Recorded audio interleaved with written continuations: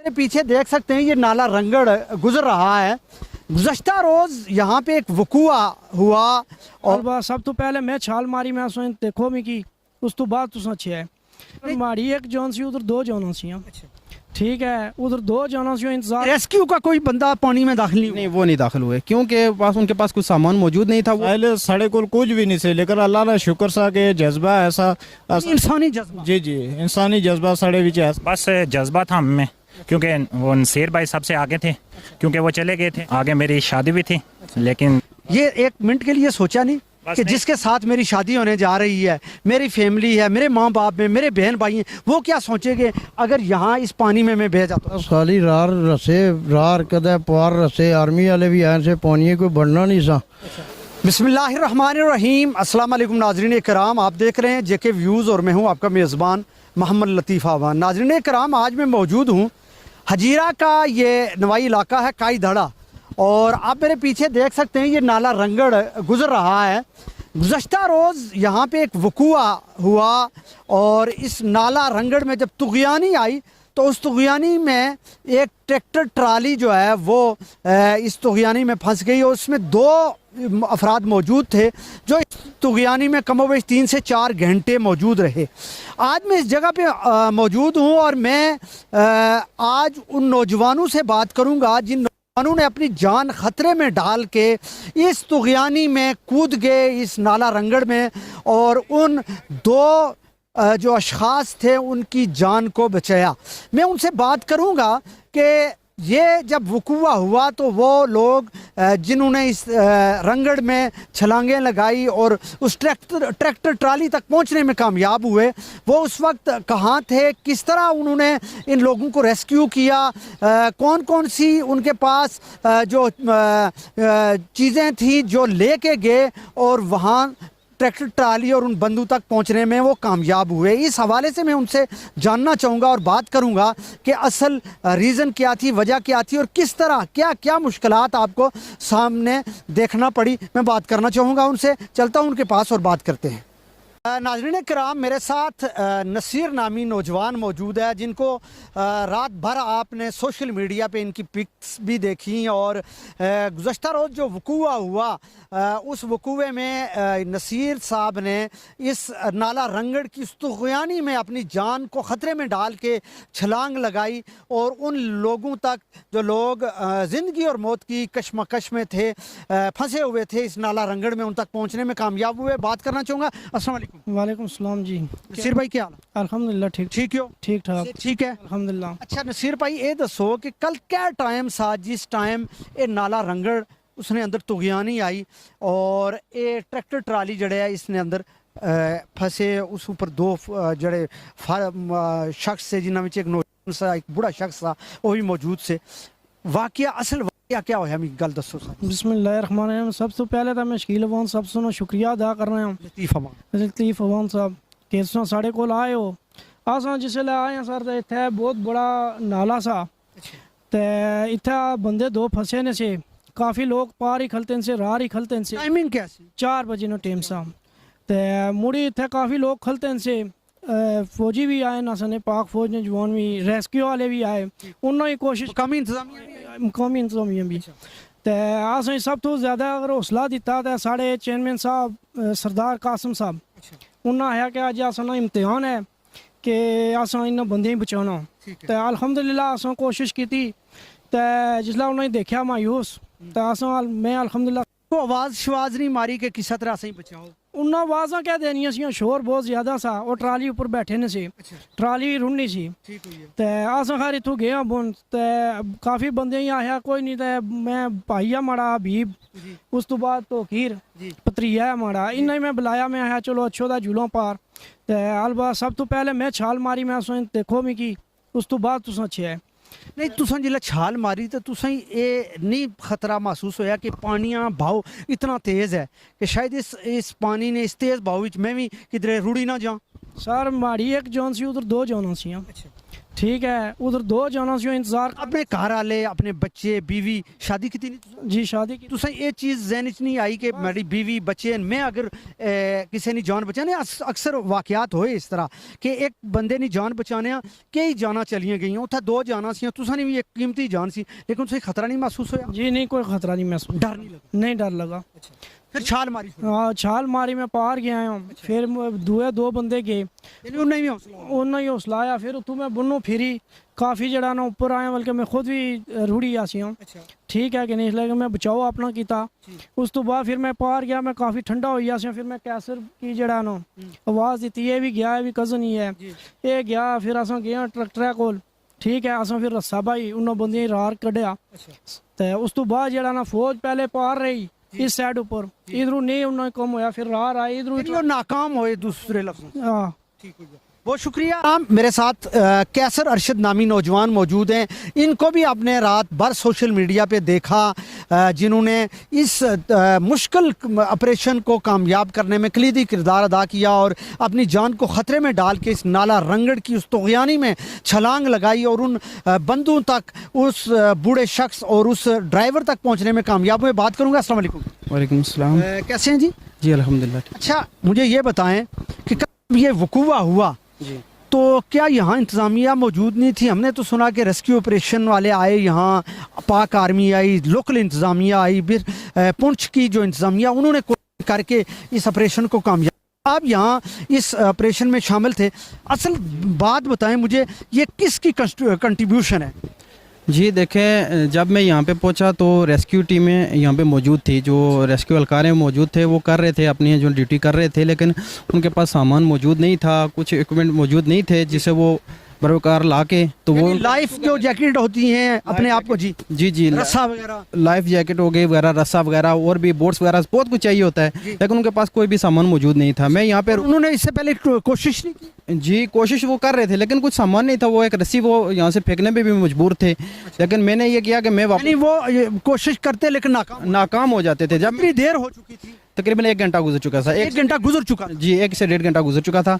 तो मैं यहाँ पे आया जहाँ पे हम खड़े हैं, तो मैंने देखा कि वो नहीं जो है ना कामयाब नहीं हो रहे। फिर मैं वापस घर गया, मैंने एक रस्सी छोटी लाई, उसके बाद मैंने लेदर की बॉल लाई, उस पर सुराख किया, फिर उसको ला के यहाँ पे मैंने रस्सी को किया यहाँ से उस तरफ, ताकि वो रस्से को उस तरफ से बांध के रेस्क्यू वाले उस तरफ जा चुके थे, पानी के उस तरफ। तो फिर मैंने सामने वाली साइड है उस जी वो सामने साइड पे थे, मैं यहाँ पे था, वो सामने आ चुके थे, वो घूम के वहाँ से यहाँ पे आ गए। तो फिर मैंने और कुछ दोस्त, मेरे भाई है मेरा छोटा, उसने कोशिश की, डॉक्टर फाज साहब, हमने बाल को थ्रो किया, फिर रस्से को बांध के हमने लाया, लेकिन आधे रास्ते में वो टूट गए, वो भी टूट। उसके बाद आपकी वो कोशिश भी नाकाम जी वो कोशिश भी नाकाम हो गई।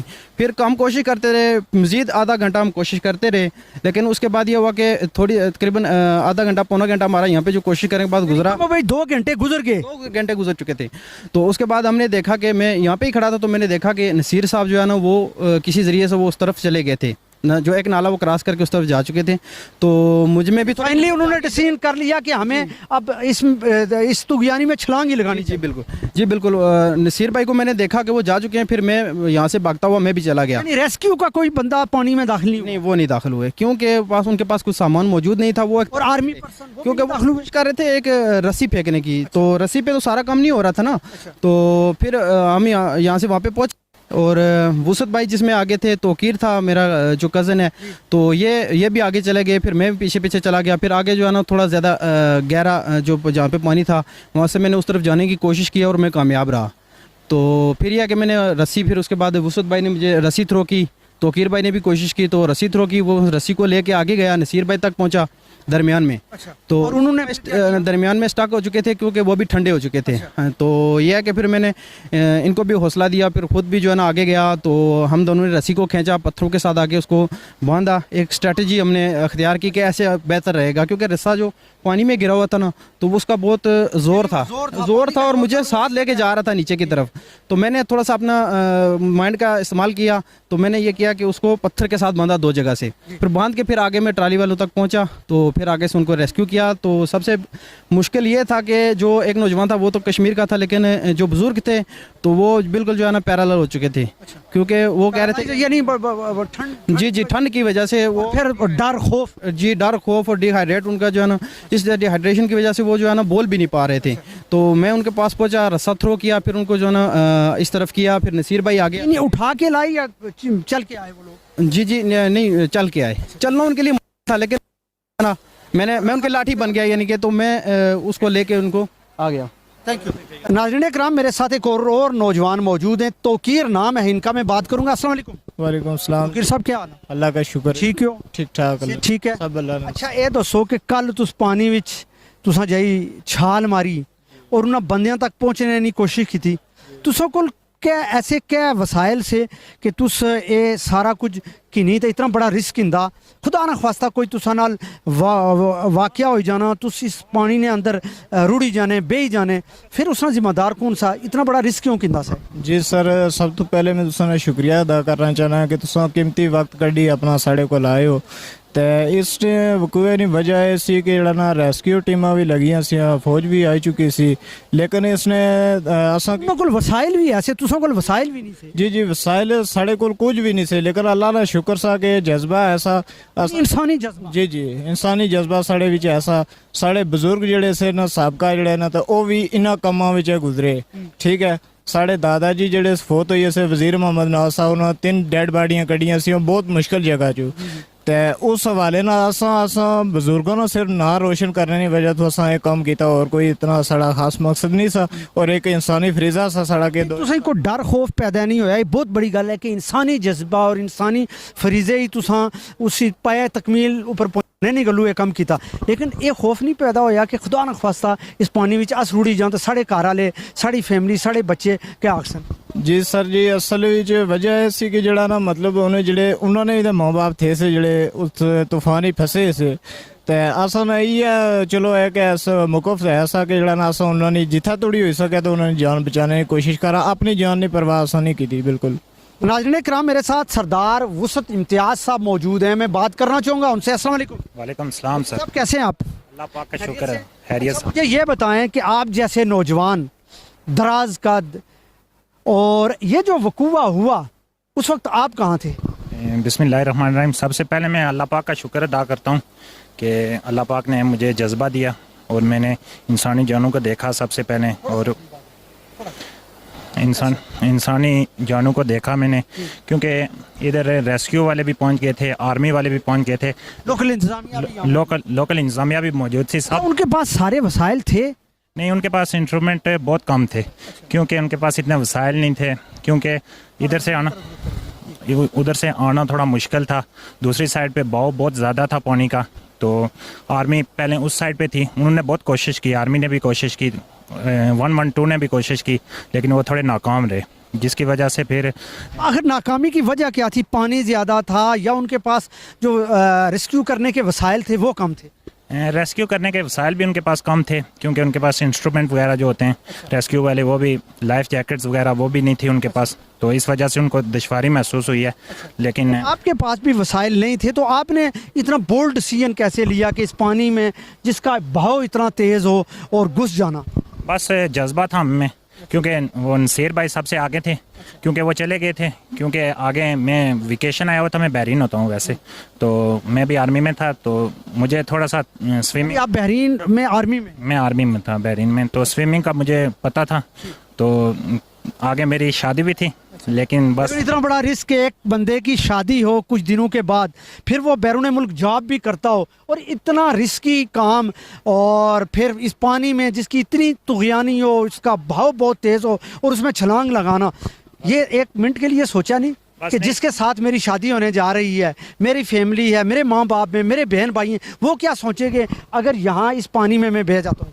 नहीं, बस जज्बा था, क्योंकि वो दो इंसानी जानें नज़र आ रही थी, उनको बचाना हमारा फ़र्ज़ था। अस्सलाम वालेकुम। वालेकुम सलाम। क्या हाल है जी तुसां? ठीक ठाक जी। ये ना क्या तुसां? मोहम्मद हबीब।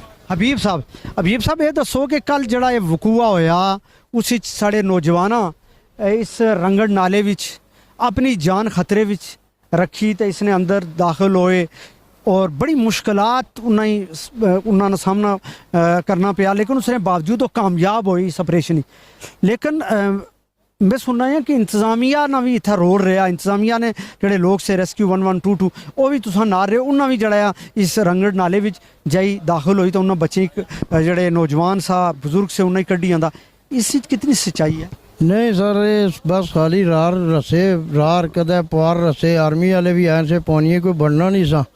असने वाइस चेयरमैन साहब कासम साहब में उन्होंने कोलू गुजरना सी तो उन्होंने हमारे वालिद साहब ने हवाला दिता कि अगर थोड़े वालिद साहब जिंदा होने तो बंदे इतनी देर पानी नहीं से रहे ने।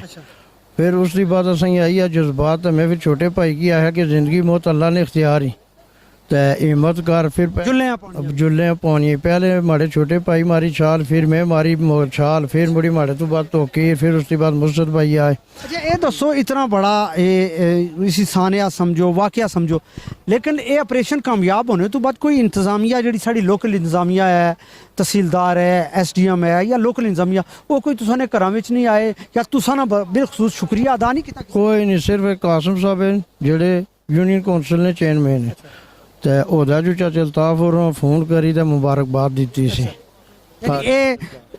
कई ताड़े ने जड़े नौजवान है, ये सारा क्रेडिट उन्ना ही जाना कि उन्ना इतनी मुश्किलात ने बावजूद उन्ना कीमती जान जिंदगी उपर खेली तो असा रिस्क हिंदा सा, अपने घर ने बारे नहीं सोचा, बच्चे ने बारे नहीं सोचा, वालदा ने बारे नहीं सोचा। शुक्रिया तुसा सब लोगों का शुक्रिया अदा करना चाहता हूँ, हजीरा के अवाम का, और जो फ्रंट लाइन पे थे उनका तो मतलब कि शुक्रिया हम अदा ही नहीं कर सकते, जाहिर सी बात है अपनी जान को रिस्क करके वो लोग गए। इसके अलावा सोशल मीडिया पे लोगों ने बहुत हमारा तावन किया, जिसकी वजह से पोस्ट वगैरह शेयर्स की, जिसकी वजह से एक काफ़ी तादाद में यहाँ पे लोग मौजूद हुए। आपका शुक्रिया अदा करते हैं, मीडिया का शुक्रिया अदा करते हैं, और ठीक है अदारे हैं, आर्मी है, उनका भी शुक्रिया अदा करते हैं कि वो यहाँ पे पहुँचे। लेकिन एक बात कहना चाहते हैं कि सिस्टम में थोड़ा सा इम्प्रूवमेंट की ज़रूरत है। रेस्क्यू को है उनको प्रॉपर इक्विपमेंट दी जाए, आर्मी को भी प्रॉपर इक्विपमेंट दी जाए, ताकि इन केस फ्यूचर में इस तरह का जो भी इमरजेंसी होती है उसका मुकाबला किया जा सके। थैंक यू, बहुत शुक्रिया नाज़रीन कराम। आज आपने गुफ्तगू को सुना और इन नौजवानों की गुफ्तगू को सुना, और आपको यकीनन इनकी गुफ्तगू को सुन के ये खुशी भी होगी, प्राउड भी फील करेंगे कि इन नौजवानों ने अपनी जान को ख़तरे में डाल के इन कीमती जानों को बचाया।